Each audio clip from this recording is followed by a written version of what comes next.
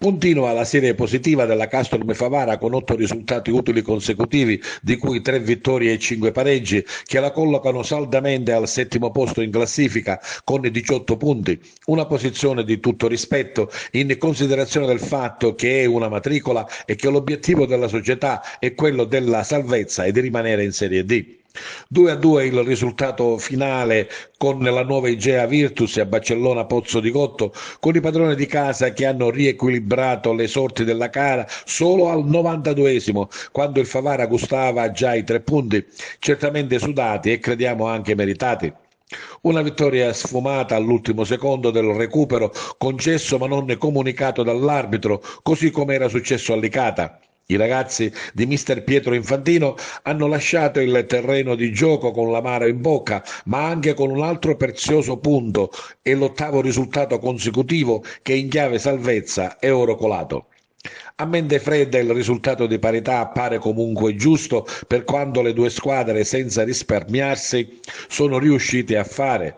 Il vantaggio per il Favara arriva al 19esimo, cross dalla sinistra, Romero appostato sul palo opposto di testa batte il portiere.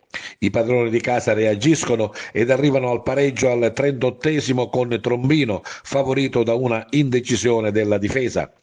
Ma l'11 del tecnico Infantino è una squadra di carattere che aggredisce e non teme l'avversario. Così, su una delle tante pericolose ripartenze, prima del riposo, Palma raccoglie un pennellato cross e colpisce con un gran tiro che non perdona. La ripresa vede la nuova Egea Virtus protesa tutta in attacco, ma il Favara è sempre pronto alle ripartenze per mettere il risultato e vittoria al sicuro. Nell'ultimo attacco disperato della partita, Currò al 92esimo batte Scuffia per il definitivo 2-2. A fine partita, così ha commentato mister Infantino. No, sapevamo che era una partita con due squadre che sono in salute, due squadre che fanno un gioco propositivo.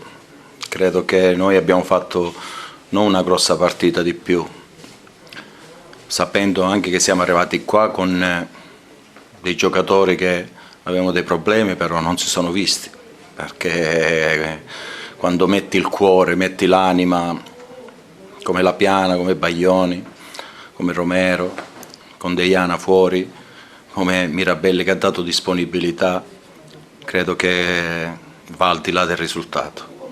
Noi la nostra forza è questa, quella che questi ragazzi vogliono dimostrare che ci possono stare bene in questa categoria. Sapevamo una partita delicata, in un campo pesantissimo rispetto a quello che abbiamo noi. Avevo la preoccupazione che alla lunga un po' di fatica si sentisse, però buttano sempre il cuore oltre l'ostacolo. Questi ragazzi devo fare dei complimenti, devo fare complimenti ai tifosi che sono venuti a sostenerci.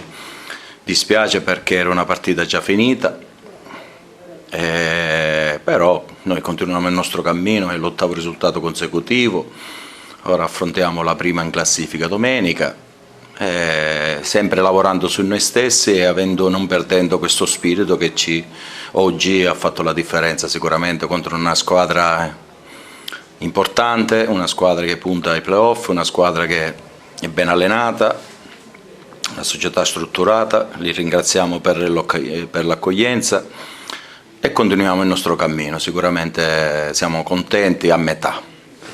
Ecco, quello che si è visto in campo è stata una partita molto intensa, come difficilmente si è vista quest'anno qua dal contro, due squadre che si sono a fronteggiare a viso aperto, un ritmo altissimo, davvero un bello spot anche per il calcio, per entrambe, dico, a prescindere dal finale. Sì, vabbè, il finale non c'entra né Ligia Virtus né il Castor Favara. È il nostro modo di essere, io credo che tutti i campi dove siamo stati hanno detto le stesse cose e questo ci fa piacere e continueremo a essere propositivi, aggressivi, perché questi ragazzi meritano grande rispetto e noi continueremo il nostro cammino usando queste doti, queste qualità e questo modo di essere. Siamo contenti, i ragazzi erano un po' dispiaciuti perché credo che la partita ormai era finita, però come diceva Bosco, la partita finisce quando l'arbitro fischia.